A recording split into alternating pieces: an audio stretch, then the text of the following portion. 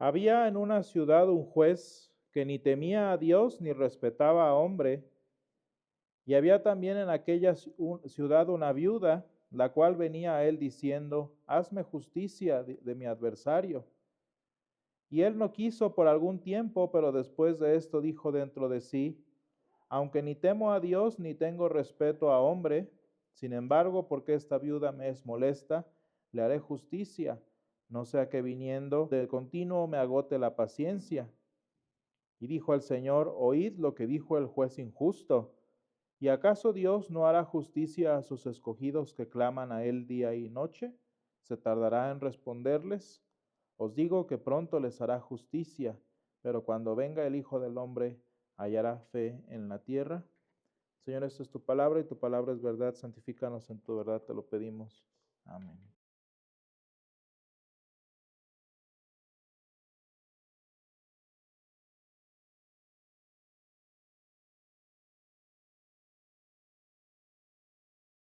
El pasaje del Antiguo Testamento para este día fue precisamente la culminación, el cierre que el profeta Samuel da a una de las historias más hermosas de la fidelidad de nuestro Dios hacia, no nada más hacia sus hijos, sino también a quienes están en orfandad, y todavía aún más de su misericordia a quienes ni siquiera son de su pueblo. La historia que ustedes leyeron allí, si quieren hacer cuentas a partir del versículo 22, es la historia de el bisabuelo y el tatarabuelo del rey David. El papá del rey David fue Isaí, el abuelo del rey David fue Obed, el, el bisabuelo de el rey David fue Booz, este hombre del que estamos hablando, y en consecuencia la historia que leímos fue de la tatarabuela y de la abuela del rey David. Una de ellas pues era Noemí, mujer del pueblo de Israel, pero su nuera y futura mamá de una bendición, pues era una moabita, Ruth la moabita.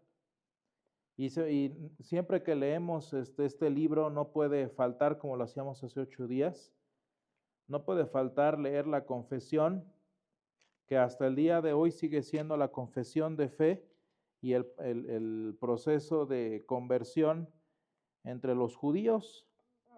Las palabras precisamente que dijo Ruth a su suegra, dice: no me ruegues que te deje, dice el versículo, capítulo 1, versículo 16, no me ruegues que te deje y me aparte de ti, porque a donde quiera que tú fueres, iré yo, y donde quiera que vivieres, viviré. Tu pueblo será mi pueblo, y tu Dios será mi Dios. Donde tú murieres, moriré, y yo, y ahí seré sepultada. Así me haga el Señor, y aún me añada que solo la muerte hará separación entre nosotras dos. Y esta es una historia muy hermosa que viene a colación precisamente en este día que también estamos teniendo un oficio conmemorativo especial, precisamente, hermanos, porque el Señor visita a quienes en apariencia están desamparados, a quienes en apariencia están en soledad, y es muy hermoso ver que el Señor se vuelve su compañía, el Señor se vuelve su sustento y el Señor se vuelve precisamente, como esa es la enseñanza. De hecho, un día sería muy hermoso leer Ruth. El Señor se vuelve en ese compañero que restaura la heredad, que restaura la herencia y que restaura la vida, que las situaciones, que la muerte, que la enfermedad, que el pecado personal pueda llegar a traer a la vida de las personas. Y hermanos, es muy hermoso ver entonces a lo largo de la Escritura la hermosa doctrina que el Señor nos presenta a través de la viuda. Porque decía yo cuando estábamos en el, en el panteón, que cuando hablamos de una viuda no estamos hablando específicamente o forzosamente nada más de una mujer que ha perdido marido, sino también en el contexto tan triste que había en el Antiguo Testamento y en la mayoría de las naciones antiguas. Hablamos también de una mujer que no tenía sustento, precisamente por no tener marido. Y en ese contexto histórico tan triste y tan difícil, qué hermoso es ver que el Señor se convierte en el sustento, en el protector, dice aquí una palabra que en español no la tenemos muy bonita, pero dice en el versículo 14, pariente. Es decir, que el Señor se vuelve a nuestro familiar, nuestro pariente, y restaura el linaje, restaura la vida de la persona que vive en soledad y históricamente, en particular de las mujeres sin hijos, de las mujeres sin familia. Y hermanos, en nuestra sociedad, incluso hoy, ya después de 3000 años después, pues sí, siempre sigue habiendo una diferencia, quieran ustedes intencional o quizás simplemente social o incidental o accidental, entre las mujeres con familia y las mujeres sin familia. Digo, ya son diferentes las circunstancias, ya gracias a lo que el Señor ha construido a través de la cultura cristiana, ya una mujer sin hijos no está desamparada, ya una mujer sin esposo no está a merced de la sociedad humana. Gracias a Dios el Señor ya ha hecho mucho por la condición natural de la mujer en medio de esta realidad humana, pero lo que nos interesa precisamente más allá del contexto histórico es la realidad de la soledad humana, que quieran ustedes, pues sí se soluciona, sí se atiende, pues a través de una familia, ¿no? Ese es el propósito básico de la familia en cuanto a nosotros como individuos, que desde chiquitos, como decíamos, no me parece que fue el domingo pasado, que desde chiquitos tengamos un referente de alguien que es otro. Esto se estudia desde psicología y desde la filosofía existencial, ¿no? Es muy hermoso que un niñito en cuanto nace y de hecho desde su proceso de gestación, un bebé ya sabe que hay alguien más aparte de sí mismo. Quizás no lo entiende todavía y no obstante cuando va desarrollando sus capacidades cognitivas, una de las cosas más interesantes con las que el niño entiende su dimensión y entiende su persona es que hay alguien más, casi siempre es la mamá, además de sí mismo, ¿no? Hay un límite entre lo que soy yo y lo que es la otra persona, que los filósofos le llaman la otredad, ¿no? Que si ustedes se dan cuenta, a final de cuentas, lo que sucede es que pone fin a una realidad que muchas personas viven, que es la soledad. Y hermanos, una situación muy triste es enfrentar la soledad y el desamparo, enfrentar pues ahora sí, la vulnerabilidad de no tener a nadie a nuestro lado. Les platicaba el viernes justamente a mi familia de un video de un muchacho de sus 20, yo creo que tenía como 21 o 22.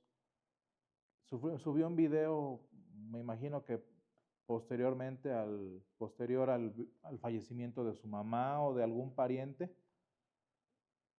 Y se presenta, es un video pues así como medio de video diario, ¿no? Y dice, soy el último de mi familia. No tengo a nadie más en mi familia. No me dio tiempo de investigar por qué habrá sido el motivo, pero hermanos, si sus papás ya no estaban, si sus abuelitos ya no estaban, me parece que era hijo de hijos únicos, entonces tampoco tenía primos, ni tíos, ni nada. El punto del video es que es una persona que está en completa y absoluta soledad. Es una persona que está absolutamente a merced de lo que pueda por sí mismo procurar.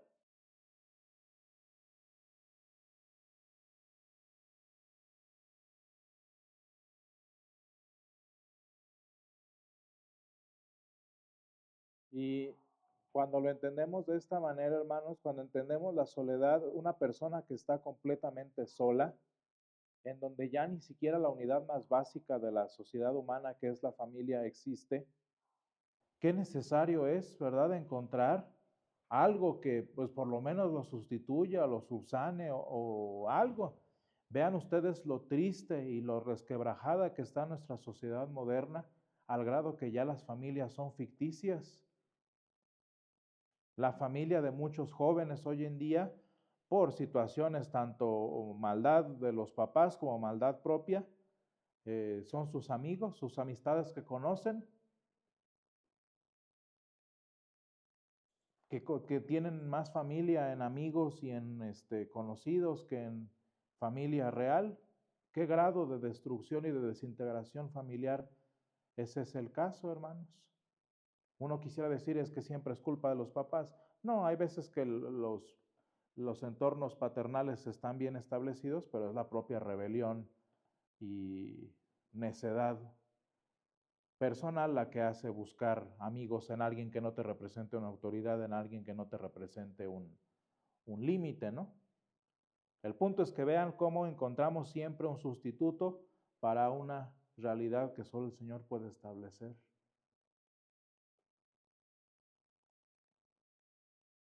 Y hermanos, esa es la realidad de estas mujeres, que de un momento a otro, hermanos, casi igual a la historia de Job, perdieron todo y estaban completamente abandonadas.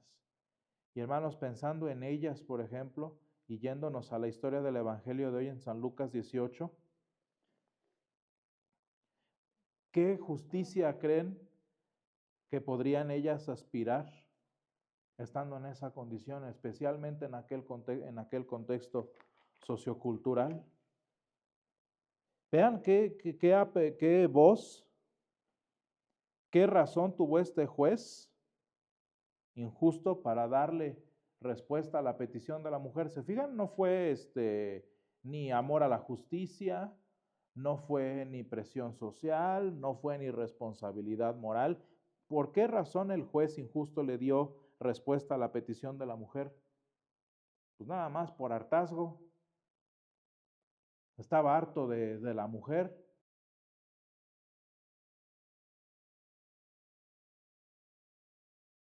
Qué triste es entender, hermanos, que muchas veces en este contexto la persona que está sola, la mujer que vive sola también, pues ahora sí no tiene mucho a qué aspirar más que a hacer una molestia y a ver si siendo una molestia consigue solución a su situación.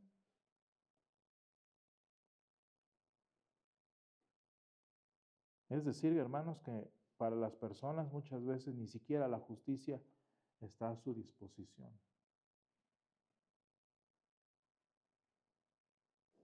Y no obstante,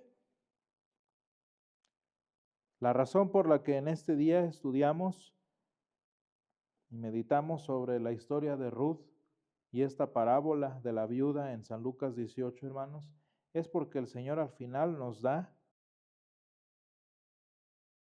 la verdadera esperanza y sustento que tiene una mujer en soledad, la verdadera respuesta y sustento que tiene una persona que afronte verdaderamente la soledad, que afronte la realidad, hermanos, de ser como este joven que les decía, el último de su familia, se acabó, no hay más. Esa es la realidad que muchas personas, ahorita que estoy pensando, que muchos hermanos mayores se enfrentan, como dedican toda su vida a sus familias, a sus hermanitos chiquitos, a los que vienen después o a los papás. Los hijos, los hermanitos hacen su vida y los papás fallecen y la persona se queda viviendo su vida para ser enfermera y después se queda sin nada.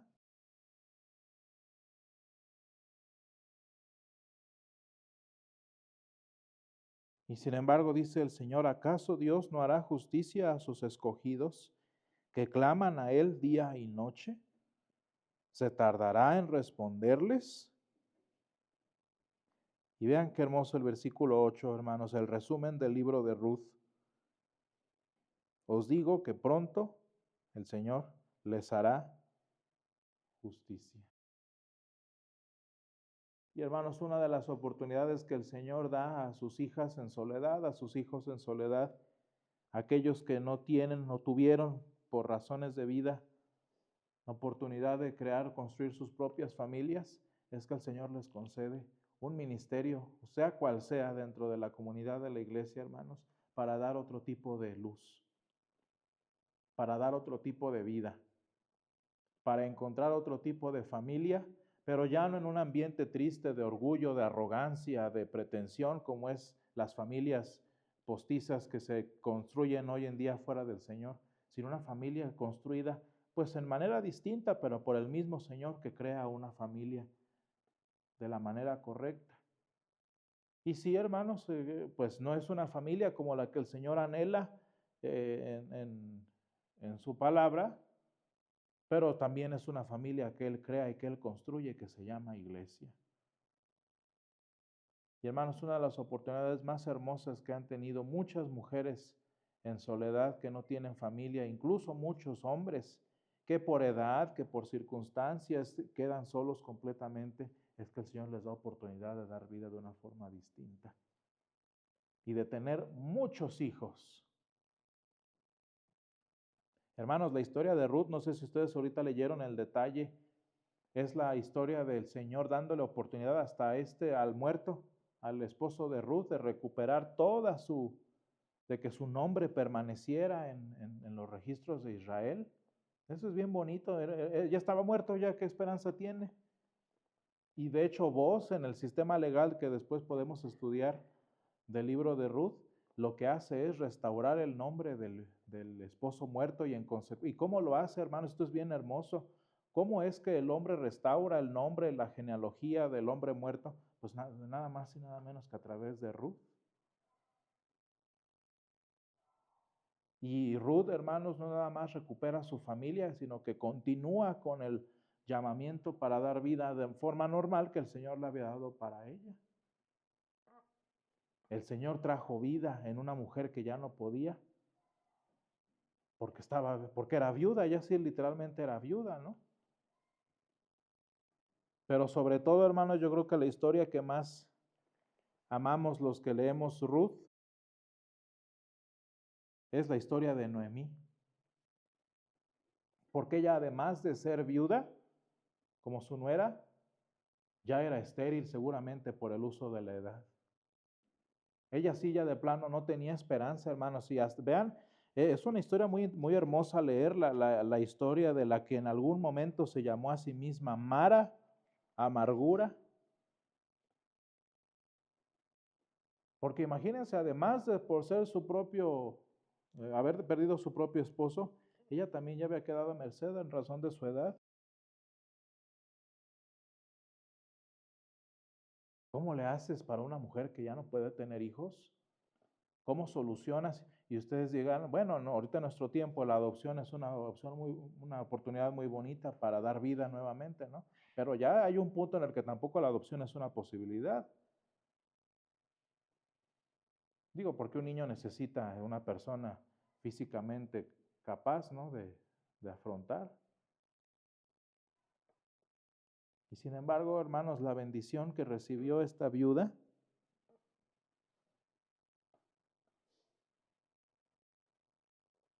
fue su nietecito. Y las mujeres decían a Noemí, loado sea el Señor que hizo que no te faltase hoy pariente, cuyo nombre será celebrado en Israel, el cual será restaurador de tu alma y restaurará tu vejez. Pues tu nuera que te ama lo ha dado a luz, y ella es de más valor para ti que 7 hijos.